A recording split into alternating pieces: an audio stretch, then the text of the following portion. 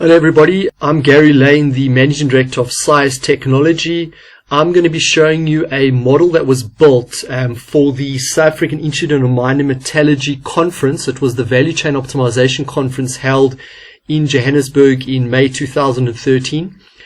This model basically supports a paper that was done, which is called A Framework to Simplify the Management of Throughput and Constraints. And this paper is actually available on our website, www.saimtechnology.com, or our download site. Instead of just doing a normal presentation, I decided to actually demonstrate through a real model all the concepts of value chain optimization and incorporating the theory of constraints with regards to modeling of a value chain in mining. So this model basically consists of the following activities. It's got drill and blast, load and haul, crushing and processing. Those are the four activities that are built in this model. And really what I wanted to demonstrate is the dynamics related to the consequential downtime and the impact that consequential downtime has on each activity throughout the value chain, and the degree of coupling with regards to each activity and the stockpiles between them.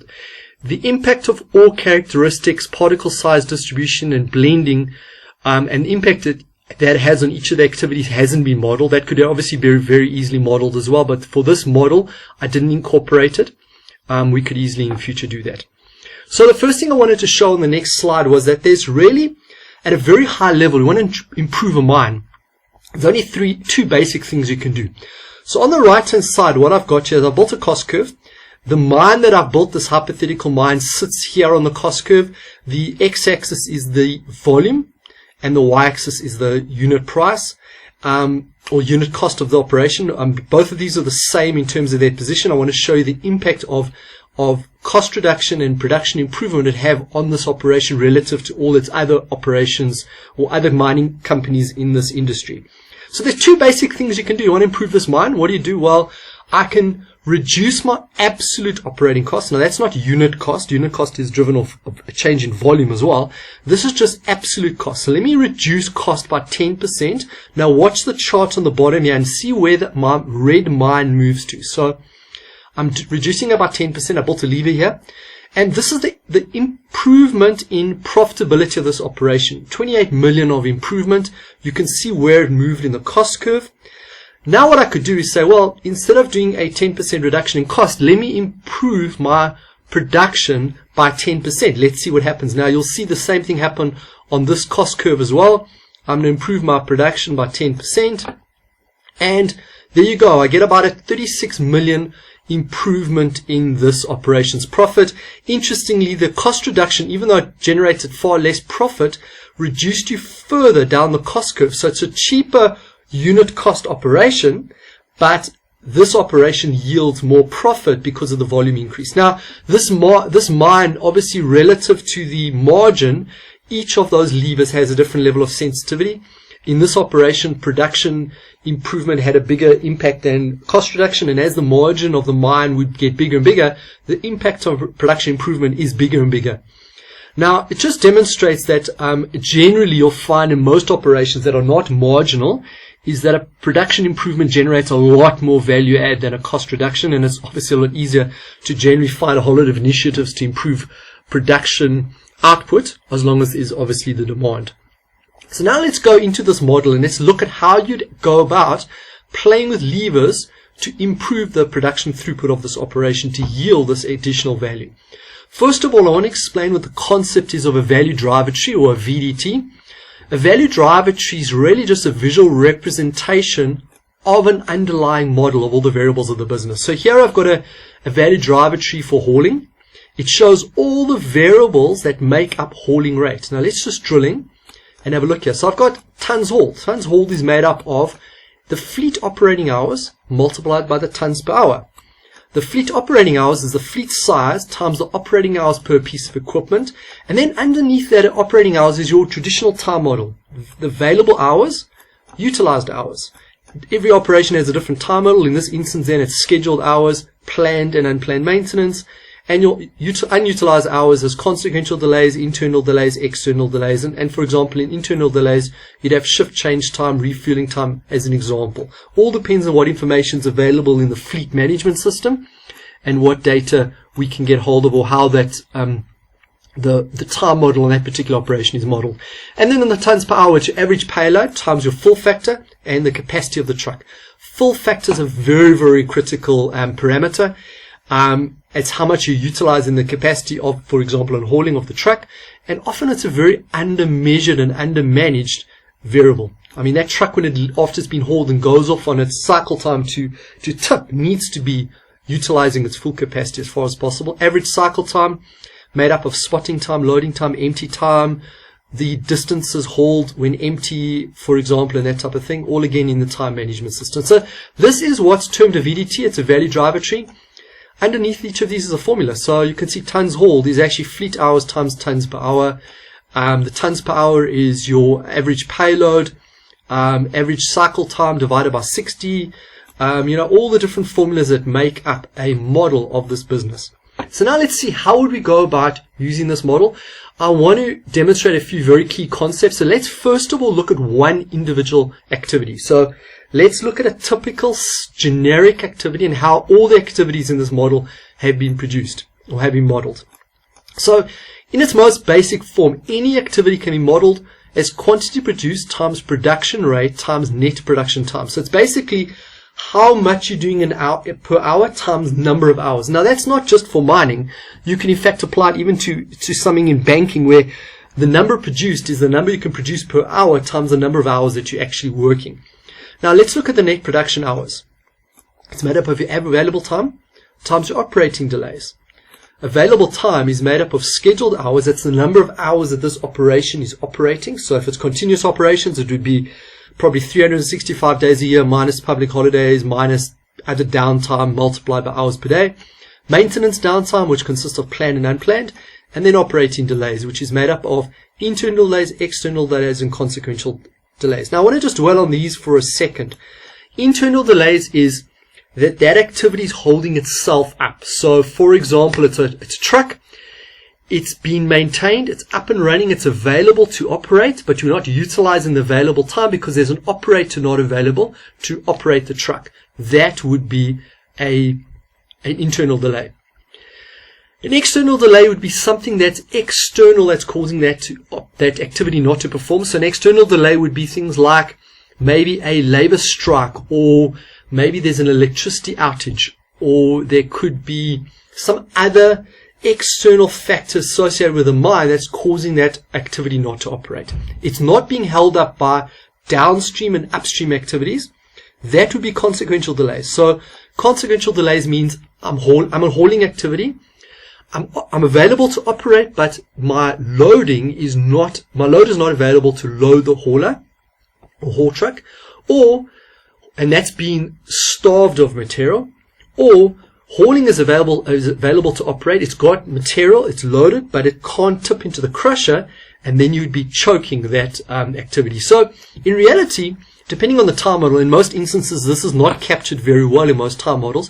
There are only 4 pieces of information that are needed, and you only need to capture it when an activity is not actually operating. So it's not actually that complicated. And that is internal delay. Am I holding myself up? An external delay, well, is something else holding me up that's not related to the value chain. And then consequential should just be broken up into, am I being choked of material, meaning the activity that feeds me is not feeding me, or am I being starved, am I not being fed material, or choked, I can't feed material. If you have those 4 pieces of information, you can model this value chain and do proper optimization of the value chain utilizing the full theory of constraints. What I want to show you here is an interesting concept. In this model, we've got quantity produced, which is 108,000 tons. There's the formula again. You can see the formula. Production rate times net production time. And consequential delays of 65 hours. So this activity has 140 hours of downtime. Interesting, 65 of them are internal delays, it's holding itself up. External delays of 10, and it's being held up by 65 hours of consequential downtime. So if we had to make this 0, let's say this activity wasn't being held up. This activity could actually do 127,000 tons versus 108,000 that's actually doing. Now, this is an important concept. We call it internal capacity. It's a very important concept I'd like you to remember, because I'm going to refer to it later on in the model. It's basically what this activity could do if it's available to operate It's not being held up by anybody starving it or anybody choking it, but it is being impacted by its own internal and external delays. So that would be internal capacity. So let's move on now and have a look at when these activities are interconnected. So basically that I just showed you is the underlying model for each of these activities. But in reality, these activities are now linked together. That consequential downtime that I showed you is being caused by other activities up and downstream that are all impacting each other. So this loading and hauling activity is available to operate, but it's not being able to proceed because maybe drilling and blasting is holding it up, or it's able to operate but crushing is holding up. And that is how this model, the whole value chain is modeled, and the impact of theory of constraints applies then to this model.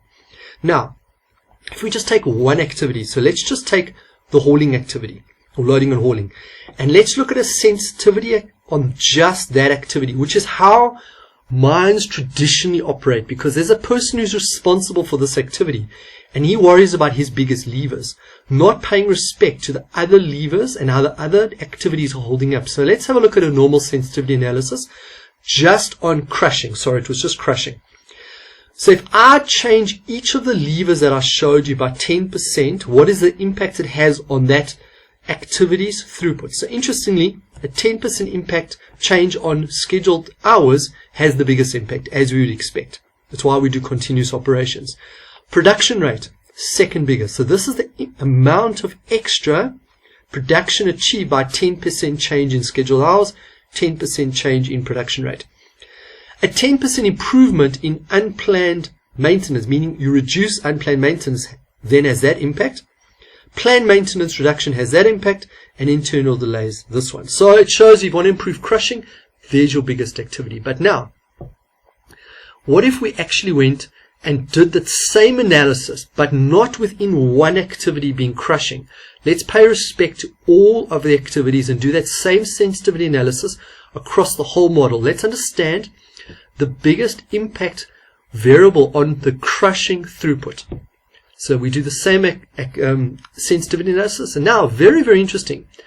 What's the biggest activity or biggest lever, value lever, with a 10% impact that can improve the crushing throughput? Number one, loading production rate. So the loading production rate has the biggest impact. It has an impact of almost 3,500 tons on the crushing throughput. Then the loading choking factor. So that's the choking factor applied to crushing from loading. Then the loading planned maintenance, loading internal delays, loading unplanned maintenance. Very, very interestingly, not a single crushing lever comes up in the top 10 of the top levers that impact crushing performance. And this is because the loading and hauling activity is actually the constraint based on theory of constraints. So this model just applies theory of constraints by the fact that we've just modeled it correctly. So now let's have a look at the overall throughput of the system just to demonstrate that. So what's interesting here, this is the internal capacity of each of the activities, that internal capacity that I explained earlier. That's the drill and blast internal capacity, almost 87,000 tons, loading and hauling 47, crushing 66, processing 65. That's what each activity can do if it's not been held up by the activity up or downstream. So loading and hauling, if it wasn't being held up ever by drill and blast, that's what it can do. If it was never held up by crushing, that's what it can do. But in reality, the system throughput is even lower than this loading and hauling. So in fact, the system only is doing about 34,000 tons per month compared to the constraint of 47, because even though this is this lowest constraint or the static constraint, it is still being held up due to consequential downtime because of starving and choking of up and downstream processes. And that's really theory of constraints. Now let's do another piece of analysis. It's really called, in the technical term is called attribution analysis. We call it reason for variance. We use it a lot in our performance diagnostics product that we've built in Querent. And basically, I want to understand the biggest levers that will cause the variance between the system throughput and the highest this internal delay on internal capacity on load and haul. So let's look at the attribution analysis, and it's telling us where the biggest levers are is actually operating crusher maintenance downtime, then the drill and blast downtime, operating process maintenance downtime. So it's just showing you where the biggest opportunities lie in terms of delta between system throughput and internal capacity. So this is not a sensitivity analysis. It's a completely different analysis. It's talking about where the biggest impact is between system throughput and the lowest internal capacity. So now we want to go and apply some of this thinking to improvements in the system. So we've identified load and haul as being our constrained activity. It's the lowest activity. So we've got levers that we can adjust now. So we could probably do the following. We could look at reducing the internal delays on load and haul to improve its internal capacity or its availability to improve it. Or look at the upstream downtime. So if the drill and blast was more predictable and reliable and didn't cause consequential downtime, this load and haul would do more. Or there could be a bigger buffer. Now buffers are underrated. They are a big opportunity. The size of the buffer determines the overall system throughput, because that buffer can actually decouple activities so that the downtime on one activity is not impacting the other activity. Or you could have downstream downtime. So crushing's downtime could reduce or improve load and haul. And again, the buffer size here. So very, very interesting thing that we've modeled is, for example, in a lot of mines in open cast, you will tip straight into the crusher. And the finance guys will generally say, no, you can't double handle. You can't put a stockpile in front of the crusher and then double handle and have a loader loading the crusher. But in fact, if you look at the overall system throughput, by feeding a consistent stream of material into the crusher and then into processing, you generally get a far higher throughput of the system, even though you're paying for double handling. And the value add to the operation is significant compared to the double handling cost, which is often missed.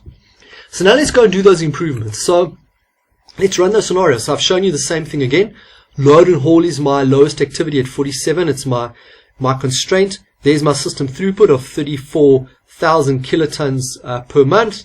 And I've just exposed 4 value drivers in this instant, just for this demonstration. I've got the starving factor, which is how I've mimicked the consequential downtime on load and haul, a choking factor, internal delays, and availability. So you could say, well, maybe the starving of load and haul by drill and blast could reduce maybe right down to 11%. And straight away, you saw the system throughput went up to about 38,000.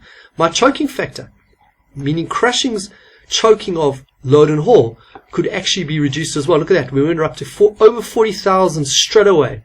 Now, we're finding on a lot of open cast operations, without spending a cent of capital and just looking at managing consequential downtime effectively between different activities, we can get in some instances a 25% improvement on system throughput, just looking at very simple things like shift changeover. Or even a very interesting one we found in most open cast operations is you've got a massive hauler, a massive Cat 777, and it doesn't operate because a operator is not available, and the operator might not be available because he's at training, or he's at a union meeting, or he's doing admin, or he's just on leave. And in some instances, we found on a mine in a 2-year period that over the whole fleet, it involved 19,000 hours of downtime, which equated to 2 billion rand of lost opportunity because the processing wasn't even at its full capacity. And it only worked out at 4 operators per month. And the GM of this particular operation said, there's no way we can hire 4 extra operators, but because it looked like it was an extra cost, where there was a 2 billion rand of lost opportunity because of just 4 operators needing to be available. And what if the internal delays on load and haul were reduced as well, and improve the internal capacity? Then you'll see the internal capacity improving further as well. And then availability could also improve, which would also have a major impact. So at the end of the day, showing you there's some very, very simple things that could be done. We improve this operation's throughput just looking at loading and hauling, probably by over 15-16% here, just by looking at a couple of factors. So in conclusion on this model, to be able to prioritize business improvements and performance management decisions, you really need to look at the whole value chain and not just a single process, because often these operations are busy fighting fires and they've got long lists of initiatives at every single one of the activities in drill and blast, load and haul, crushing, processing. And in fact, there's only one activity that is the constraint at a given point in time. And you need to really focus on what are the priority items in that one. And really, you can only do 3 or 4 things at a time. So focus those on the thing that has the biggest impact. Significant throughput optimization exists by modeling the mining value chain and taking downtime into account. And there's a lot of examples that I could give you from our experience of modeling a lot of open cost operations. The concept of internal capacity is a very valuable insight, and it gives you a very important view on what the static constraint is in the system. And a value chain model is a critical part of a business improvement and performance management process that's critical to an operation. And I think also performance management is really a continuous improvement mindset. So we really need to make continuous improvement part of ongoing normal performance management, because what I just demonstrated to you now could be done every single day to identify the system constraints causing you not to meet production targets in your operation, and to put proactively interventions in place every single day to yield the maximum out of your invested capital in your infrastructure. So thank you very much for this, for the time. If you do have any more questions, feel free to have a look at our website or mail us at info@saistech.com. Thank you very much.